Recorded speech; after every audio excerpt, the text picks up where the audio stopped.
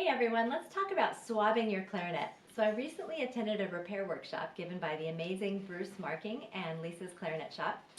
And during the repair workshop, there was a brief chat among us participants about swabbing your clarinet. And on top of that, I also recently got a new clarinet, and so I reached out to my own amazing genius repair tech, Melanie Wong at RDG, and asked her a little bit about swabbing. So I wanted to share with you some of the points that have been brought up, and also 8 things that I know for sure about swabbing your clarinet.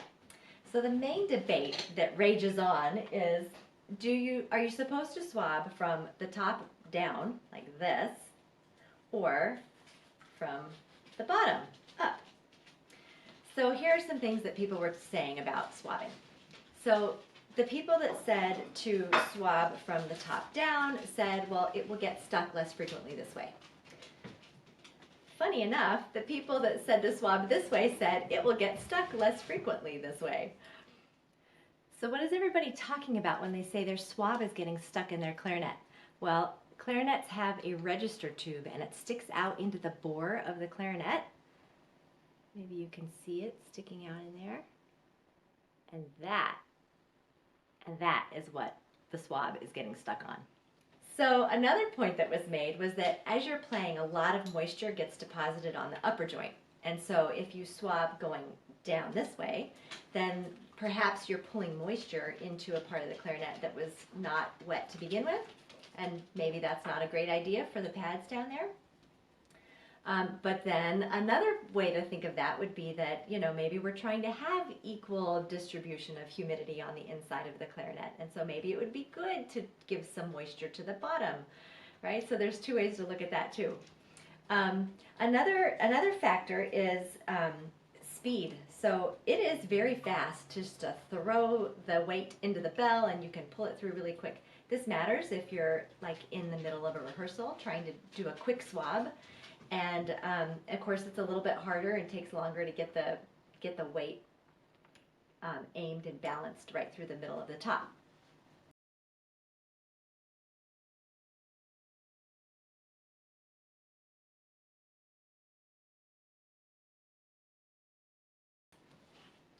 So the 8 things I know for sure about swabbing your clarinet.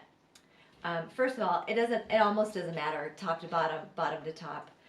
Just swab. Make sure you're swabbing. Make sure that you don't put your clarinet back in the case without swabbing it out. Make sure that if you can, you're swabbing in the middle of rehearsal and in the middle of a practice session, because the idea is you don't really want to get water in the tone holes, right? By then it's a little bit too late. And just a side note, it is not spit that's in your clarinet. It really is condensation. It's the condensation that forms when the hot air leaves your lungs and hits the walls of something that's at a lower temperature, like the inside of your clarinet. The same thing happens if it's cold outside and you breathe on a mirror or like on your phone, and then you can write little things in it. The same thing happens every day when you take a shower and the mirror fogs up. It's not like the shower spit on the mirror, right? It's just condensation. Second thing is, don't let the swab get folded over when you're putting it in. Here's an example. So if you're going in through the bottom and you put the weight in, and then see how it's possible for the swab to kind of go in double thickness? Yeah, so basically the swab is now half as long and twice as thick. And that's a recipe for it to get stuck in there. One of the things I love to do that I think really helps is when I pull my swab through, I just leave it there for a minute, because so it can soak up some moisture before I finish pulling it all the way through. So just leave it and then finish pulling through. Watch out for knots in your string. Knots can get stuck in a swab, and I have a big knot in this one to show you. So yeah, we don't want the knots in the swabs. Don't pull your swab through your mouthpiece. Your mouthpiece just can get washed with soap and water and a Q-tip, to be very gentle on it. Watch out for the rubber coating on the weight of your swab to get, if it gets degraded like that. See how it's kind of degraded? Yeah, that sharp edge, you don't want to pull that through your clarinet, that sharp edge. And you can put your swab into a mesh laundry bag and then put it in the laundry.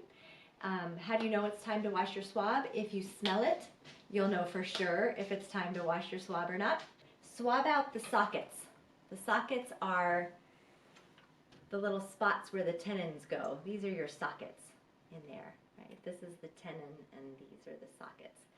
So swab out your sockets also.